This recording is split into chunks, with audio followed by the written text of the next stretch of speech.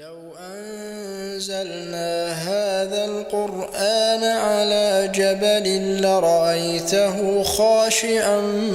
متصدعا من خشية الله وتلك الأمثال نضربها للناس لعلهم يتفكرون هو الله الذي لا إله إلا هو عالم الغيب والشهادة هو الرحمن الرحيم هو الله الذي لا